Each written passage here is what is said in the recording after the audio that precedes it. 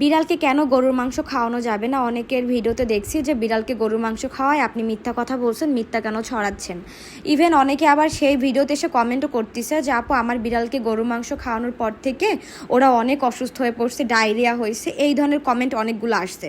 But এখন একটা কথা আসি, আমাকে যারা বলছেন যে অনেকেই তো ভিডিও করছে, হ্যাঁ অনেকে ভিডিও করতেই পারে, হয়তো তাদের বিড়াল হচ্ছে ছোট থেকে গরুর মাংসটা খায়।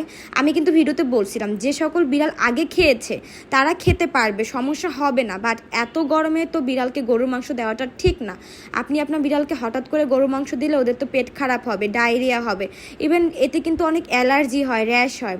আর ঈদের টাইমে তো আপনার দেখা গেছে ভেট কেয়ার বন্ধ থাকে, তখন আপনারা কোথায় নিয়ে যাবেন? বিশেষ করে বয়স্ক বিড়ালের উপরে কিন্তু খুব চাপ সৃষ্টি হয়, কিডনিতে সমস্যা হয়।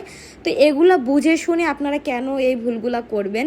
অনেকেই আমাকে বলছে যে আপু আমার বিড়ালের অনেক সমস্যা হয়েছে কাঁচা মাংস খাওয়ানোর ফলে, ইভেন রান্না করে মাংসও খাওয়াইছে, তাতেও অসুস্থ হয়ে পড়ছে।